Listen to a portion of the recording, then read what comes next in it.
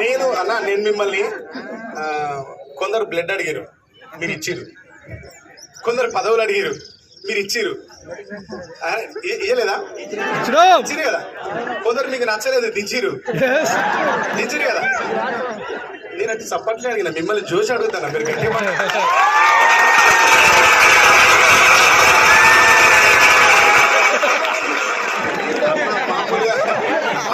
ఇయ్యలేదన్నా.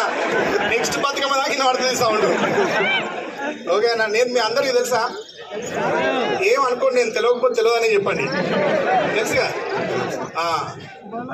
ఈ ఉస్మానియా యూనివర్సిటీకి కొట్లాడేటప్పుడు వచ్చిన ఆ తర్వాత ఇక్కడ నా దోస్తుండే ఒక ఆయన, తిరుమణి కొండలు అని నా మిత్రుడు ఉండే. ఆయన ఉన్నప్పుడు రెగ్యులర్గా వచ్చేది ఈ చివరికి ఉన్న చెట్టు కింద, పొడుగు చెట్టు కింద ఊకే పల్లీలు కొనుక్కున్నాడు, కూర్చొని తినేది ఇద్దరం. ఉస్మానియా బాగా పెద్ద స్ఫూర్తి, ఇది మన తెలంగాణకు కీర్తి. ఇక్కడ ఏం జరిగినా ఇక్కడనే జరగాలి. నేను ప్రతి సంఘటనలో వచ్చిన, విద్యార్థులు ఎప్పుడు పిలుపునిచ్చినా వీలైనన్ని సార్లు ఇక్కడికి వచ్చినా, వీలు కానప్పుడు దూరంగా ఉంటే చాలా బాధపడ్డ సందర్భాలు కూడా ఉన్నాయి. కానీ బతుకమ్మ పండుగకైతే ఈ సంవత్సరమే నా జీవితంలో మొదటిసారి వచ్చినడికి. బతుకమ్మ పండుగ ఓయూలో జరుగుతుందనే విషయం నేను ఇప్పటివరకు ఎవరు చేయంగా నేను వినలే, నేను రాలే. ఇది ఫస్ట్ టైం. ఇక్కడికి వచ్చిన తర్వాత నాకేదో పాట పాడు అంటే 2 పాటలు పాడి ముచ్చట్లు చెప్పమంటే 2 ముచ్చట్లు చెప్పిపోతా. కానీ నాకు ఇంట్లో వచ్చేది రాగానే అన్న గౌరవమైన అగ్ని పరీక్ష పెట్టిండు. ఏం అగ్ని పరీక్ష తెలుసా మీకు? ఇప్పుడు దానికి రావాలి నాన్న, ఈయనే మంచి ఉన్నది అందరితో కలిసినట్టు. అక్క మీరు వీళ్ళందరూ ఈయనేనా? పైకి రావాలి, లైన్ ఉండాలి నాన్న. చెప్పు, ఈయన కథపాత్రానికి కూడా పడేసిండు. నేను పైకి వచ్చే రోజులుంటే తప్పకుండా వస్తాయి అన్న, గ్యారంటీ వస్తాయి. పాటగానిగా ఇక్కడ దాకా వచ్చినా నాకు చాలా ఆనందంగా ఉన్నది, చాలా సంతోషంగా ఉన్నది. నా జీవితం చాలా కంఫర్ట్గా ఉన్నది. మిమ్మల్ని కలుసుకోవడానికి నాకు ఎలాంటి సంఖ్యలు లేవు, నా ముందు ఎలాంటి చెక్ పోస్ట్ లేవు, ఏ బ్యారియర్స్ లేవు. మిమ్మల్ని కలవాలంటే ఆ బ్యారియర్స్ ఉండే రోజులు ఎప్పుడు రావద్దనే కోరుకుంటే నేను అట్లాంటి బ్యారియర్స్ తన్నుకొని వచ్చిన ఇక్కడ దాకా. నేను ఇక్కడికి వచ్చిన తర్వాత నాకు అన్న చెప్పింది ఏంటంటే, అగ్ని పరీక్ష, ఈ బతుకమ్మల్లో ఏ బతుకమ్మ బాగున్నదో చూసి నువ్వు ఫస్ట్ నంబర్ 1 బతుకమ్మని అనౌన్స్ చేసుకోవాలి తమ్ముడు అన్నాడు. నేనేం చెప్తానంటే, నా దృష్టిలో బతుకమ్మ అంటేనే నంబర్ 1. బతుకమ్మ అంటేనే బతుకమ్మ, అంతే. ఇంకా బతుకమ్మ మళ్ళీ నంబర్ 1, నంబర్ 2, నంబర్ 3 పొజిషన్స్ లేవబ్బా. బతుకమ్మ ఎట్లా వేర్చినా బతుకమ్మని తెలుసా? ఎట్లా వేర్చినా, ఎట్లనైనా కానీ గుప్పెడు పూలు చేతిలో పట్టుకున్న బతుకమ్మ అయింది నీకు. ఇక్కడ నీ సోల్, తెలంగాణ సోల్ బతుకమ్మ అంటే. కానీ అందరు పెద్దవాళ్ళు కాబట్టి, పెద్దోళ్ళు చెప్పినప్పుడు వినాలి కాబట్టి, ఇక్కడ అంతో ఇంతో ఆడబిడ్డలు వీళ్ళంతా, అక్కలు చెల్లెళ్ళంతా ఏదో స్పెషల్గా ఈ కార్యక్రమాన్ని నిర్వహించాలని నిర్ణయించుకొని చేసింది కాబట్టి నేనైతే అనౌన్స్ చేయగానే అన్నకి ఇచ్చిపోతుంది. ఎందుకంటే నాకు బతుకమ్మ ఒకటే, నాకు 2వ బతుకమ్మ లేదు. కానీ పెద్దల మాట దాటకూడదు కాబట్టి నేను చెప్పిపోతా, అన్నకు రాసిచ్చిపోతా. నాకు విషయం చెప్పండి, ఇప్పుడు నేను ఏం చేయాలి చెప్పండి మీరు? గట్టిగా చెప్పాలి. ఏం పాట పాడాలి చెప్పండి?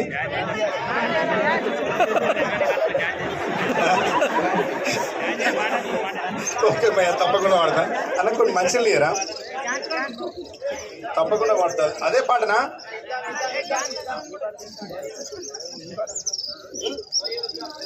అయితే యుద్ధం చేద్దాం, ఒక యుద్ధం చేద్దాం. ముందడుగేయంది. ప్రపంచంలో ఏ సంస్కృతి నిలవడలేదు, ఏ సాంప్రదాయం నిలవడలేదు, ఏ యుద్ధం గెలవలేదు, ఎక్కడ ఏ దేశం నిలవడలేదు. విద్యార్థులు తలుచుకుంటే కానిది ఏది లేదు. మనం ఇప్పుడు రైతులు ఇబ్బంది పడతారు కదా, రైతుల గురించి అందరం వాళ్ళ పక్షాన ఒక ఫైట్ చేద్దాం. ఇక్కడి నుంచి చేద్దామా? మరి మనం ఈ పండుగ జరగాలన్నా, ఈ పండుగ పుట్టుకొచ్చిందే రైతుల నుంచి. ఈ పండుగ పుట్టుకొచ్చిందే వ్యవసాయ క్షేత్రం నుంచి, పుట్టుకొచ్చిందే గ్రామీణ నేపథ్యం నుంచి, పుట్టుకొచ్చిందే ప్రకృతి నుంచి.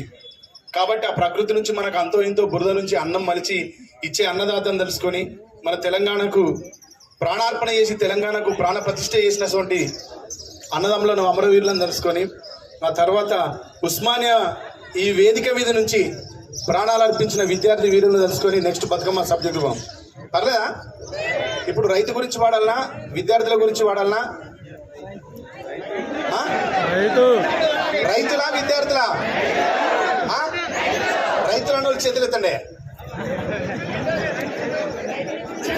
ఇది ఇక్కడ జరుగుతున్నటువంటి యూరియా బస్తాల కోసం రైతులు చేస్తున్న నిరసనకు ఈ పాట ఒక సాక్ష్యం. మనం అందరం దీన్ని ఖచ్చితంగా ఖండించాలి అన్న. నాగలి కళ్ళలో ఖండించలేనా? మళ్ళీ మధ్య రాయిపోడు అన్న, లేదా గట్టిగా ఖండించలేనా? Thank you. నాగలి కళ్ళలో కన్నీరెందుకో, అందరి ఆకలి తీర్చినందుకా, ఎద్దుల బండికి ఎదురీతెందుకో, కొందరి స్వార్థము పండనందుకా, మట్టి నుండి పుట్టించుకున్న పంటనెందుకో, కక్షగట్టి తాకట్టు పెట్టే ఈ రాజ్యమెందుకో, రాజధాని కళ్ళ ముందే రైతులెందరో రాలుతున్నా. ఎవరిని అడుగుదాం? ఎవరిని అడుగుదాం అంటున్నా? రాలుతున్నా ఆదుకొని రాజులెందుకో, నాగలి కళ్ళలో కన్నీరెందుకో, అందరి ఆకలి తీర్చినందుకా. రైతు ఎక్కడో వీరులు వేరు తెలంగాణ పోరులో నెలరాలిన తారలు, పొద్దు పొడుపులు పొత్తి కడుపులు పోరులో బదునెక్కిపోయిన ఆయుధాలు ఒక్కరా ఇద్దరా?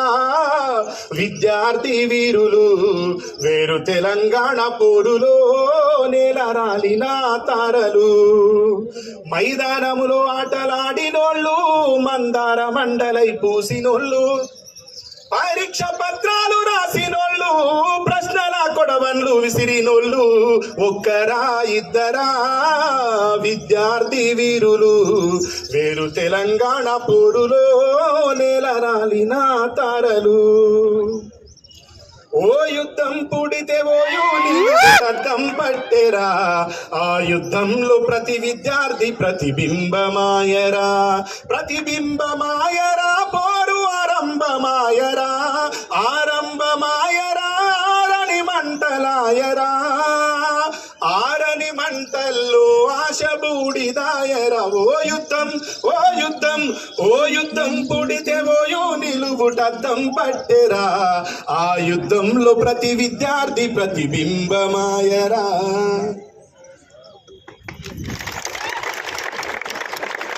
ఈ పండుగ కోసం ప్రాణాలు అర్పించి రుణము తీర్చుకుంటీరా బిడ్డలు,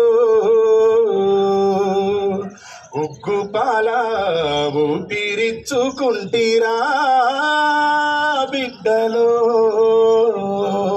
మీరు 20 ఏళ్ల బాలలో విప్లవంలో వీర యోధులో, వెలుగుతున్న వేగు చుక్కలో అందరాని చందమామలో, మింబు కన్నందుకు గర్వపడుతున్నాము, కళ్ళ ముందు లేనందుకేడుస్తున్నాము. మట్టి తల్లి రుణము తీర్చుకుంటీరా బిడ్డలో, ఉగ్గుపాల ఊపిరిచ్చుకుంటీరా బిడ్డలో.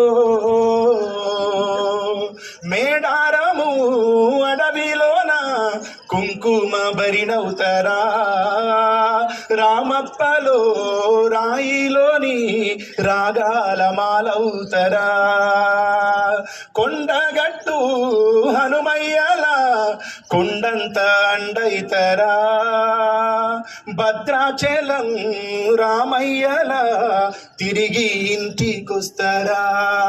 మీ ఎదలు ఎరుపు వర్ణమో, మీ గుణము సూర్యకిరణమో, మీ ఆత్మామర దీపమో, తెలంగాణ రాష్ట్ర రూపమో. మింబు కన్నందుకు గర్వపడుతున్నాము, కళ్ళ ముందు లేనందుకు అందుకేడుస్తున్నాము. మట్టి తల్లి రుణము తీర్చుకుంటీరా బిడ్డలో, ఉగ్గు పాల ఊపిరిచ్చుకుంటీరా బిడ్డలో. జోహార్ తెలంగాణ మన వీరులకు, జోహార్ తెలంగాణ విద్యార్థి వీరులకు, జోహార్ జోహార్ జోహార్ తెలంగాణ విద్యార్థి అమర వీరులకు జోహార్ జోహార్. ఇక చెప్పండి ఇప్పుడు ఏం పడాలి మీకు? అలా మీరు కోరస్ పాడతారా?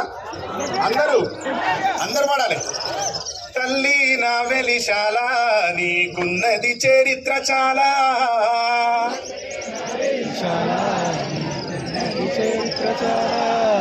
తల్లి నా వెలిశాల నీకున్నది చరిత్ర చాలా,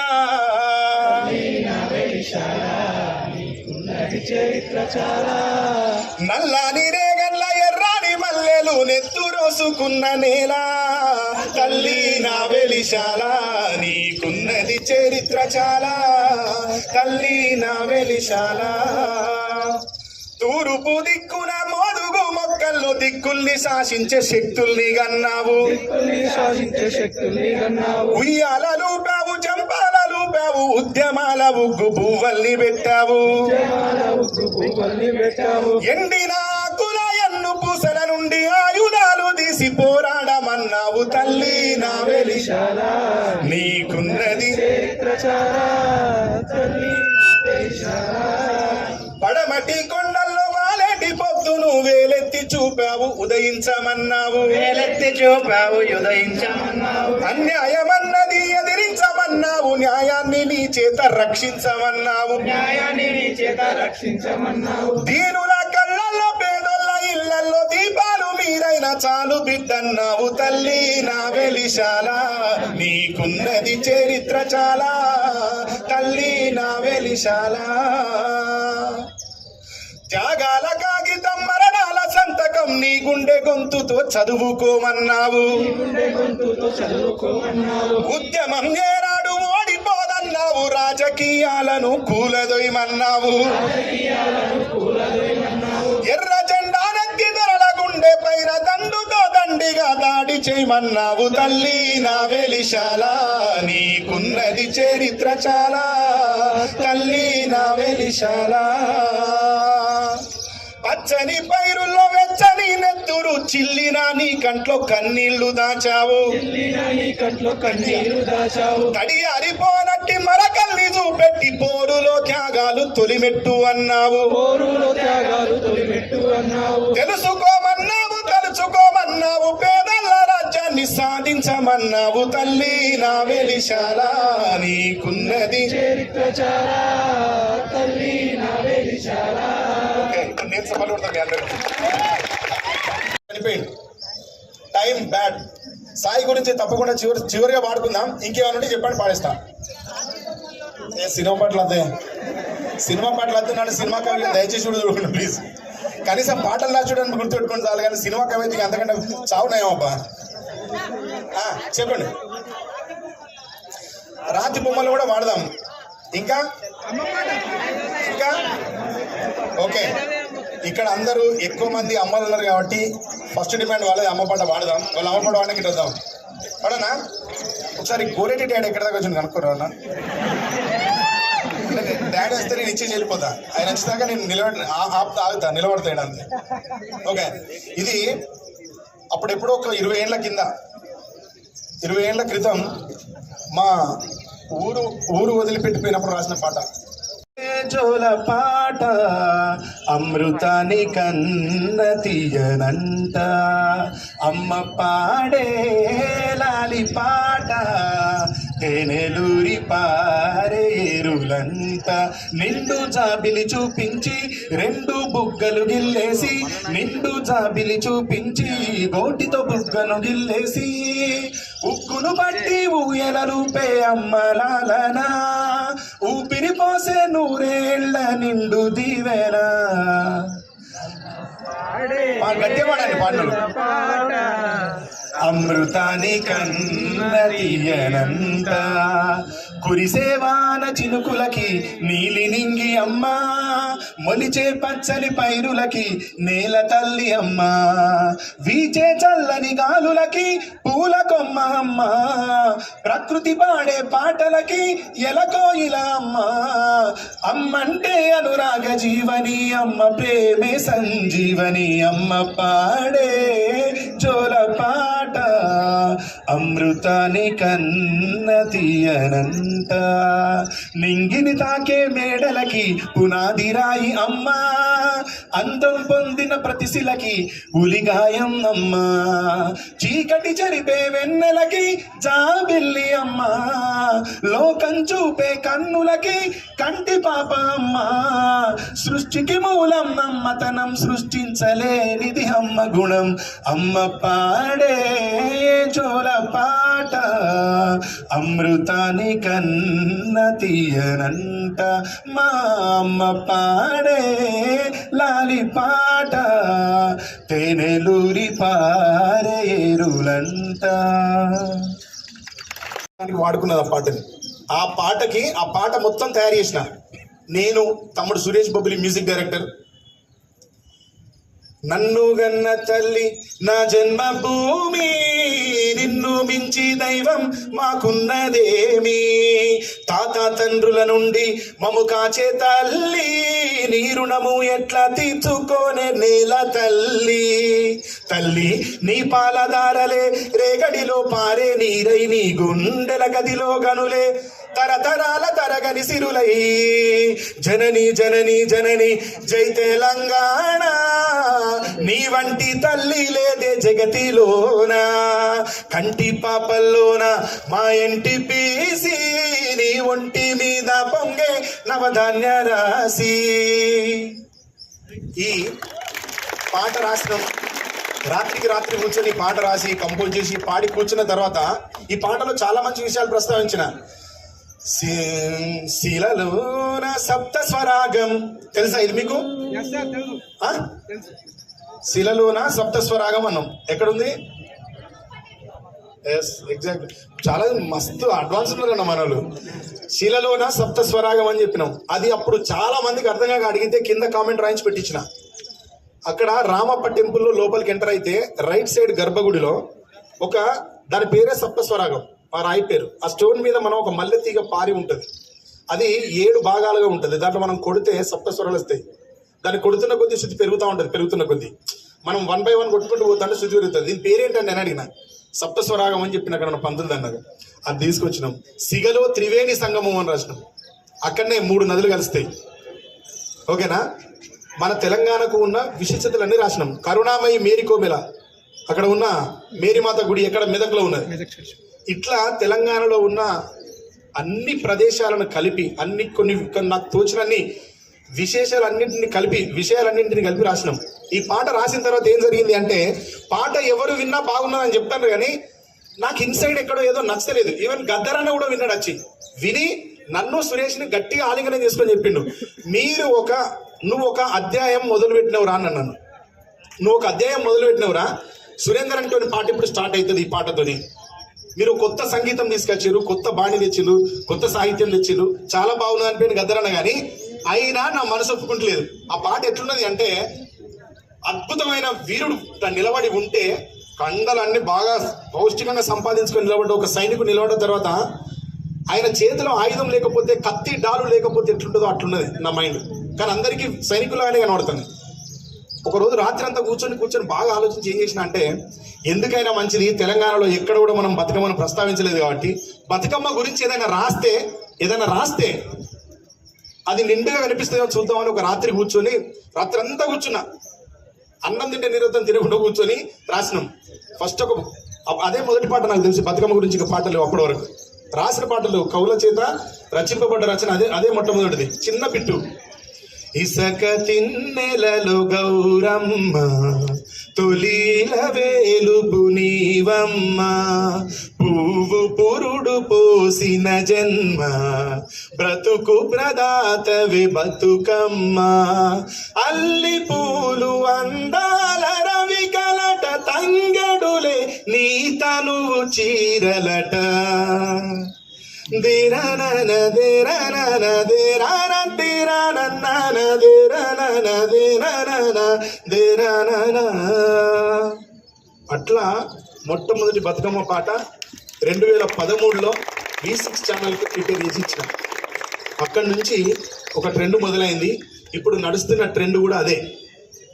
ఇందాక పుష్పక్క చెప్పింది కదా, డీజేలు బ్రేక్ చేస్తారని. అంటే మేము మామూలుగా పాట పాడితే ఎవరు వినలేదు భయ్య, ఎవరు వినలేదు. మీరు కూడా ఇప్పుడు వినని పాటలు నేను చెప్తా బతుకమ్మాయి, మీరు వినలేదు.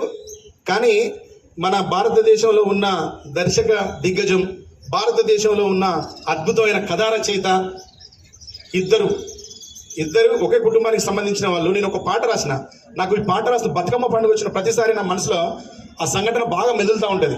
మా ఊర్లో మా నాన్నకు ఒక చిన్నమ్మ ఉంటుంది. ఆమెకు 4 ఆడబిడ్డలే ఉంటారు.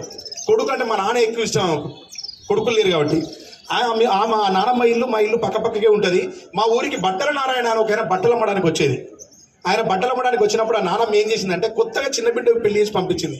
అల్లుడు బిడ్డ ఇద్దరు తిరిగి వస్తారు, వాళ్ళిద్దరికి బట్టలు కొనాలి. ఆ నానమ్మకు పెళ్లి చేసిన సందర్భంగా అయిన ఖర్చు వల్ల ఆమె చేతిలో డబ్బు లేకుండా అయిపోయింది. ఆయన బట్టలైన వాడవీడికి రాగానే ఆయన అడిగింది అమ్మ. ఏమడిగిందంటే, నారాయణ ఈ సంవత్సరం నా బిడ్డకు ఒక జత చీర ఉన్ను, మా అల్లునికి ఒక లుంగి, ఒక తువాలు ఇచ్చిపోయే అని అడుగుతుంది నాన్నమ్మ. నేను ఇంట్లో స్నానం చేస్తానా వింటా నా నాన్నమ్మ అడిగేది. మా నాన్న నిలబడ్డాడు, ఏదో పంచాయతీ మాట్లాడతారు.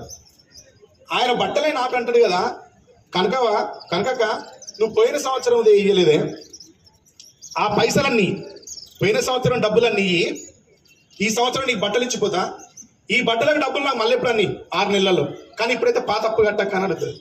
ఆ నానమ్మ నేను బయటకు చూస్తే సౌండ్ లేదు, ఆమెది సైకిల్ వెళ్ళిపోయింది, సౌండ్ లేదు, ఇల్లు దాటిపోయింది. ఆయన ఆ నానమ్మ నిలబడ్డది, కొంగు ఇట్లా పట్టుకొని కన్నీళ్ళు తుడుచుకుంటాను. ఆ సీన్ నా జీవితకాలం మర్చిపోయింది. నేను దసరా పండుగ వస్తే ఆ నానమ్మ ఏడ్చిన ఏడ్పు నేను నా జీవితకాలం మర్చిపోను. ఆ సంఘటన నేను ఒకరోజు ఒక పాటలో రాసిన. ఆ పాట నేను రాసినప్పుడు ఒక పెద్ద మనిషి విన్నాక కాల్ చేసింది, అది మీకు చెప్తాను నేను. ఆ తర్వాత మా నాన్న ఆ బట్టల నారాయణ రిటర్న్ పోతా ఉంటే పిలిచి అడుగుతాడు, ఎంత ఇవ్వాలి మా చిన్నమ్మ అంటే. ఆయన ఒక అమౌంట్ చెప్తాడు. మా నాన్న నేను ఇస్తుంది ఫస్ట్ మా చెల్లెలు బట్టలు ఇచ్చి పండించిపోతాడు ఆయన. ఈ సంఘటన నా మనసును బాగా తొలిచి వేసిందన్న. పాటలు మీరు కూడా శ్రద్ధ పెట్టి మనసు పెట్టి వినాలి. ఎందుకు టెక్నో మ్యూజిక్ వాడాల్సి వస్తుంది అంటే, మీరు అక్కడ ఉన్నారు కాబట్టి మిమ్మల్ని తిరిగి పట్టుకురావడం కోసం ఆ మ్యూజిక్ వాడాల్సి వస్తుంది. దాంట్లో నేను ఏం రాసినంటే, పాత అప్పును